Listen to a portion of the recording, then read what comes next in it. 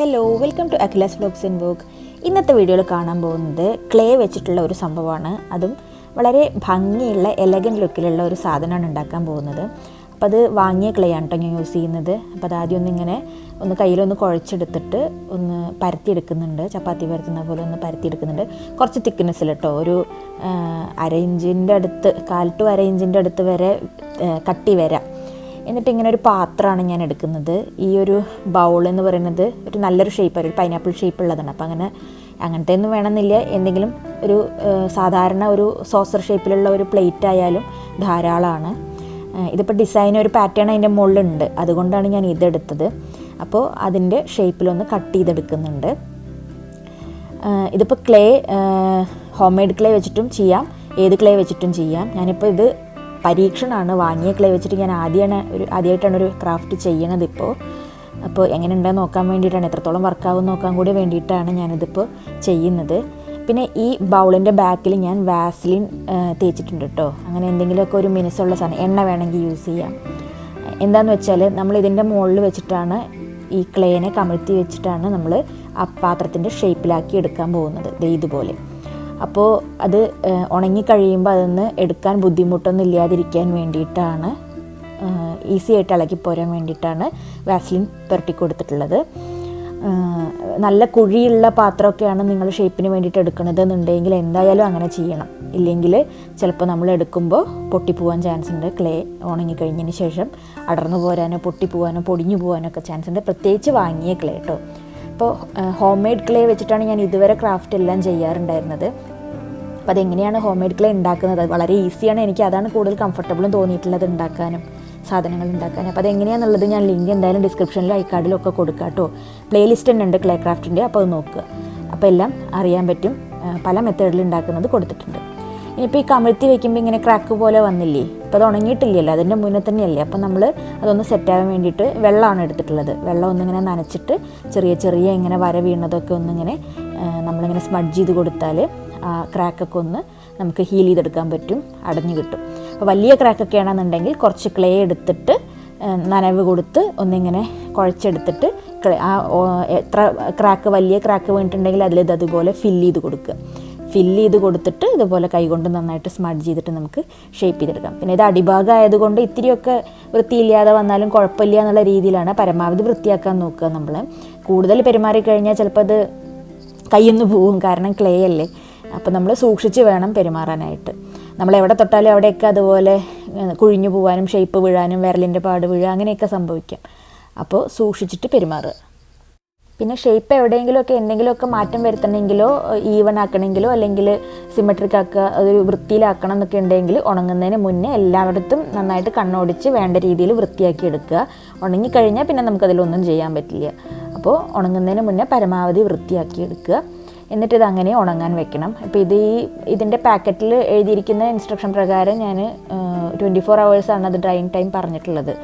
അപ്പോൾ ഒരു ദിവസം എന്തായാലും വെക്കാൻ പോവാണ് കേട്ടോ. എന്നിട്ട് കാണിക്കാം. ഇപ്പോൾ ഇത് ഉണങ്ങി വന്നിട്ടുണ്ട്. ഉണങ്ങിയപ്പോൾ ഇതാ ഇങ്ങനെ ഹാർഡായിട്ട് കിട്ടിയിട്ടുണ്ട്. വേണമെങ്കിൽ ഇത്രയും കൂടി ബലം കിട്ടാൻ വേണ്ടിയിട്ട് കട്ടി കൂട്ടിയെടുക്കാം കേട്ടോ. ഇപ്പോൾ ഇത് ഇത്ര കട്ടിയിലേ ഞാൻ ചെയ്തിട്ടുള്ളൂ. ഇതിൻ്റെ വക്കൊക്കെ ഒന്ന് വൃത്തിയാക്കി എടുക്കാൻ വേണ്ടിയിട്ട്, ഈവനാക്കി എടുക്കാൻ വേണ്ടിയിട്ട് ഞാൻ സാൻഡ് പേപ്പർ യൂസ് ചെയ്തിട്ട് ഇങ്ങനെ ഉരച്ചു കൊടുക്കുകയാണ്. അപ്പോൾ എവിടെയെങ്കിലുമൊക്കെ അൺഈവനായിട്ട് പൊന്തി നിൽക്കുന്നതോ അല്ലെങ്കിൽ ചെറിയ രീതിയിലുള്ള പൊട്ടൽ പോലെ ചെറിയ രീതിയിൽ കേട്ടോ, കൂടുതൽ പെരുമാറി സാധനമേ പൊട്ടിപ്പോരുത്. ചെറിയ രീതിയിൽ ക്രാക്കൊക്കെ ഉണ്ടെന്നുണ്ടെങ്കിൽ നമുക്ക് ഉണങ്ങിക്കഴിഞ്ഞാൽ ഇങ്ങനെ സാൻഡ് പേപ്പർ വെച്ചിട്ടൊന്ന് സ്മൂത്തൻ ചെയ്ത് കൊടുത്താൽ അതൊക്കെ ഒന്ന് മാറ്റിയെടുക്കാൻ പറ്റും. അപ്പോൾ ഇങ്ങനെ വക്ക് മുഴുവനും ഒന്ന് ഷേപ്പിലാക്കി എടുക്കണം. എവിടെയെങ്കിലും ഉന്തും മുഴയൊക്കെ അങ്ങനെ ഉണ്ടെങ്കിലൊക്കെ നമുക്ക് ഷേപ്പാക്കി എടുക്കാൻ ക്ലേയുടെ മുകളിൽ സാൻഡ് പേപ്പർ വെച്ചാൽ നന്നായിട്ട് തന്നെ വർക്കായി കിട്ടും. അപ്പോൾ ഒരുവിധം വക്ക് ഞാൻ നീറ്റാക്കിയിട്ടുണ്ട്, തൊട്ട് കഴിഞ്ഞ് വൃത്തിയായിട്ടുണ്ട് കേട്ടോ. എന്നിട്ട് അതിലെ പൊടിയൊക്കെ നന്നായി തുടച്ചതിന് ശേഷം ഞാനിത് complete white colour, acrylic colour, സാധാരണ അക്രിലിക് പെയിൻ്റാണ് യൂസ് ചെയ്യുന്നത്. വൈറ്റ് കളർ വെച്ചിട്ട് ഫുൾ കളർ കൊടുക്കുന്നുണ്ട്. അപ്പോൾ ഇത് ആവശ്യമൊന്നുമില്ല, ശരിക്കും ഇത് നല്ല വൈറ്റ് ക്ലേ ആണ്. അപ്പോൾ ക്ലേയുടെ മുകളിൽ നമുക്ക് ഏത് കളർ വേണമെങ്കിലും നമുക്ക് ആവശ്യത്തിന് കൊടുക്കാവുന്നതേ ഉള്ളൂ. അപ്പോൾ ഒന്നും കൂടെ പ്യുവർ വൈറ്റ് കിട്ടാൻ വേണ്ടിയിട്ട് ഞാൻ വൈറ്റ് ഫുള്ളായിട്ട് ഉള്ളിലും പുറത്തും ഒരേപോലെ എഡ്ജിലും ഒക്കെ എല്ലായിടത്തും വൈറ്റ് കൊടുക്കുന്നുണ്ട്. അപ്പോൾ ഇത് നന്നായിട്ട് ഉണങ്ങാൻ വിടുക. ഇത് വേഗം ഉണങ്ങി കിട്ടുന്നുണ്ട്. ഒന്നാമത് അക്രിലിക് പെയിൻ്റാണ്, പിന്നെ ആ ക്ലേയുടെ മുകളിൽ നന്നായിട്ട് വലിച്ചെടുക്കുന്നുണ്ട്. അപ്പോൾ പെട്ടെന്ന് ഉണങ്ങി കിട്ടി. ഇനി ഞാൻ ബ്ലൂ കളർ എടുത്തിട്ടുള്ളത്, ഇത് പേൾ അക്രിലിക് കളറാണ് എടുത്തിട്ടുള്ളത്. അതുകൊണ്ട് ഇത്തിരി ഒരു ഷൈനിങ് ഉണ്ടായിരിക്കും. ഇപ്പോൾ ഗ്രീനോ ബ്ലൂവോ അങ്ങനെ ഏത് വേണമെങ്കിലും നന്നായിട്ട് മാച്ച് ചെയ്യുന്ന രീതിയിലുള്ള ഒരു ഡിസൈനാണ് ഇപ്പോൾ ഞാൻ കൊടുക്കാൻ പോകുന്നത്. ഗ്രീനും നന്നായിരിക്കും, ഒലീവ് ഗ്രീനൊക്കെ കൊടുത്താൽ വളരെ നല്ല ഭംഗിയുണ്ടായിരിക്കും ഈ ഒരു പെർട്ടിക്കുലർ പാറ്റേണിന്. അപ്പോൾ ഞാൻ ആദ്യം എൻ്റെ ബ്രഷ് യൂസ് ചെയ്തത് ശരിയല്ല, അതുകൊണ്ടാണ് ഞാൻ ബ്രഷ് ഒന്ന് മാറ്റി നോക്കിയത്. എന്നിട്ട് നമ്മളിങ്ങനെ ഏത് ബ്രഷ് വേണമെങ്കിലും യൂസ് ചെയ്യട്ടോ. തിൻ ആയിട്ടുള്ള ബ്രഷാണെങ്കിൽ, സൈസ് കുറഞ്ഞ ബ്രഷാണെങ്കിൽ ഈസി ആയിട്ട് ചെയ്യാൻ പറ്റും. പിന്നെ ആ പൈനാപ്പിൾ ഷേപ്പുള്ള ആ ബൗളിൻ്റെ ആ ഒരു ഡിസൈൻ ഉണ്ടല്ലോ, അത് ഇതിൽ പാറ്റേൺ അതിൽ അമർന്ന് വന്നിട്ടുണ്ടല്ലോ ആ മോൾഡിൻ്റെ, അതുകൊണ്ടൊരു കുഴിയുള്ളത് ഇപ്പോൾ എനിക്ക് പാരയായിട്ടാണ് തോന്നിയത്. അങ്ങനെ വൃത്തിയിൽ പെയിൻറ്റ് ചെയ്യാൻ പറ്റുന്നുണ്ടായിരുന്നില്ല. പ്ലെയിൻ സർഫസ് ആയാൽ മതിയായിരുന്നു എന്ന് തോന്നി. എന്നാലും കുഴപ്പമില്ല, ഞാനിങ്ങനെ ടാപ്പ് ചെയ്ത് ഒരുവിധം വൃത്തിയാക്കാൻ നോക്കുന്നുണ്ട്. അപ്പോൾ ജസ്റ്റ് ഇങ്ങനെ ഒരു കുറച്ച് ലീഫായിട്ട് അവിടെയും ഇവിടെയും കൊടുക്കുന്നേ ഉള്ളൂ.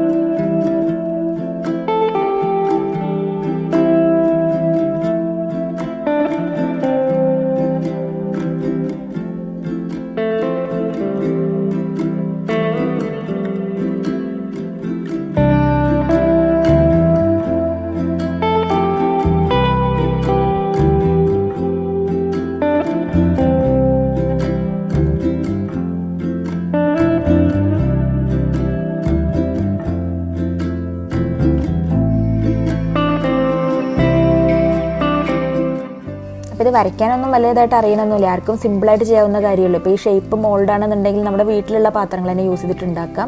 ഈ ഡിസൈൻ ആണെന്നുണ്ടെങ്കിൽ ഫ്രീ ഹാൻഡ് ആർക്കും ചെയ്യാവുന്നതേ ഉള്ളൂ. അപ്പോൾ ഗ്രീനൊക്കെ ആണെങ്കിൽ നന്നായിട്ട് വർക്ക് ചെയ്യും കേട്ടോ. അപ്പോൾ ഒരു കാര്യം പറയട്ടെ, ചാനൽ സബ്സ്ക്രൈബ് ചെയ്തിട്ടില്ലെങ്കിൽ സബ്സ്ക്രൈബ് ചെയ്യണേ. ഇതുപോലെ ഓൾ നോട്ടിഫിക്കേഷൻ എനേബിൾ ചെയ്താലെയാണ് നിങ്ങൾക്ക് ഞാനിടുന്ന വീഡിയോസിൻ്റെ നോട്ടിഫിക്കേഷൻ കിട്ടുള്ളൂ, മിസ്സാവാതെ കാണാനും പറ്റുള്ളൂ. അതുപോലെ വീഡിയോ ഇഷ്ടപ്പെട്ടാൽ ലൈക്ക് ചെയ്യാനും ഷെയർ ചെയ്യാനും മറക്കല്ലേ കേട്ടോ.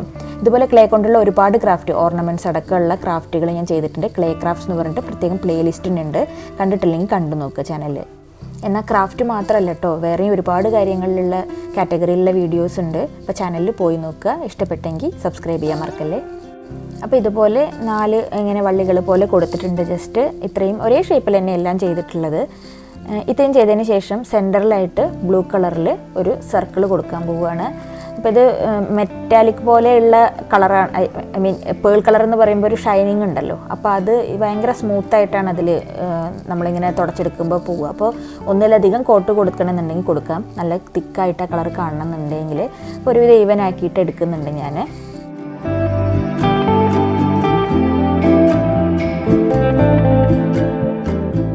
ഇതിന് കോമ്പിനേഷനായിട്ട് മെറ്റാലിക് കളറാണ് ഞാൻ എടുക്കുന്നത്. അത് ഗോൾഡ്, ബ്രോൺസ്, കോപ്പർ, ഈ 3 കളറിൽ ഏത് കളർ വേണമെങ്കിലും ഇതിന് നന്നായിട്ട് കോമ്പിനേഷനിൽ പോകും. അതിപ്പോൾ ഗ്രീനാണ് നമ്മൾ ആദ്യം ചെയ്തതെന്നുണ്ടെങ്കിലും നല്ല കോമ്പിനേഷൻ ആയിരിക്കും. ഞാനിപ്പോൾ യൂസ് ചെയ്തിരിക്കുന്നത് ബ്രോൺസ് മെറ്റാലിക് കളറാണ്. അപ്പോൾ അത് എഡ്ജിലായിട്ട് മാത്രം കൊടുക്കുന്നുണ്ട് കേട്ടോ.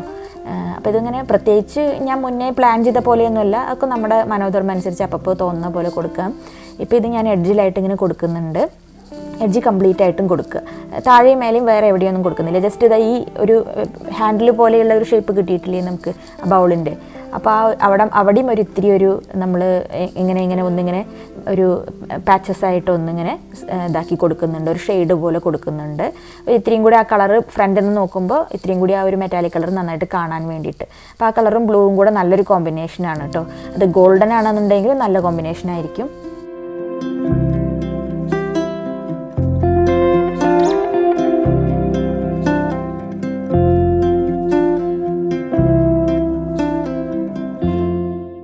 അപ്പോൾ എഡ്ജ് കംപ്ലീറ്റ് കൊടുത്തതിന് ശേഷം ഞാൻ നമ്മൾ കൊടുത്തിട്ടുണ്ടായിരുന്ന ആ ഒരു ബ്ലൂ സർക്കിളിൻ്റെ മുകളിൽ ഇതുപോലെ 1-2 കോട്ടോ കൊടുത്താലെയാണ് ആ ബ്രൗൺ കളർ നന്നായിട്ട് എടുത്ത് കാണുള്ളൂ. അപ്പോൾ ബ്രൗൺസ് കളർ കൊണ്ട് ഇങ്ങനെ ഒരു ഉള്ളിൽ ചെറിയ സർക്കിളും കൂടെ കൊടുക്കുന്നുണ്ട് കേട്ടോ. അപ്പോൾ ഇത് ഓൾമോസ്റ്റ് റെഡി ആയി കഴിഞ്ഞു. ഇത് ഇവിടെ ഒരു വൈറ്റ് കൂടുതലുണ്ടായിരുന്ന ആ ഒരു ഗ്യാപ്പിലും കൂടെ ഞാൻ അതുപോലെ ബ്ലൂവിൻ്റെ ആ ഒരു ലീഫിൻ്റെ ഡിസൈൻ കൊടുത്തിട്ടുണ്ട്.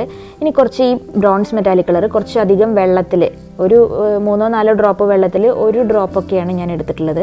എന്നിട്ട് അതിങ്ങനെ ഡൈലൂട്ട് ചെയ്തിട്ട് എടുത്താലേ നമുക്കിതുപോലെ ഇങ്ങനെ തട്ടിക്കൊടുത്ത് ആ ഒരു ഡ്രോപ്ലെറ്റ് ആയിട്ട് അതിങ്ങനെ വീണ് കിടക്കുന്നത് കിട്ടുള്ളൂ. അപ്പോൾ അതിന് വേണ്ടിയിട്ട് ഇതായി വിരലിൽ വെച്ച് ഇങ്ങനെ തട്ടി ആ ഒരു സ്പ്രിംഗ്ലിംഗ് എഫക്റ്റ് കൊടുക്കാൻ വേണ്ടിയിട്ട് ഇങ്ങനെ കൊടുക്കുന്നുണ്ട്. അപ്പോൾ അതിന് ഡൈലൂട്ട് ചെയ്താൽ മാത്രമേ ഇതുപോലെ കിട്ടുള്ളൂ കേട്ടോ. അങ്ങനെ അതുപോലെ തന്നെ ബാക്ക് സൈഡിലും ചെയ്തെടുക്കുക ഇതുപോലെ. അപ്പോൾ ഇത്രയും ചെയ്ത് കഴിഞ്ഞാൽ നമ്മുടെ ഈ ഒരു ഓർണമെൻറ്റ്സ് ട്രേ ആയിട്ട് യൂസ് ചെയ്യാൻ പറ്റുന്നത് എന്തിനു വേണമെങ്കിലും യൂസ് ചെയ്യാം. വെറുതെ ഒരു ഷോ പീസായിട്ടും വെക്കാം, എങ്ങനെ വേണമെങ്കിലും വെക്കാം.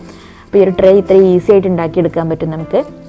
ഞാനിപ്പോൾ ഇതൊരു ഓർണമെൻറ്റ്സ് ട്രേ ആയിട്ട് അല്ലെങ്കിൽ ജ്വല്ലറി ട്രേ ആയിട്ടാണ് യൂസ് ചെയ്തിട്ടുള്ളത്.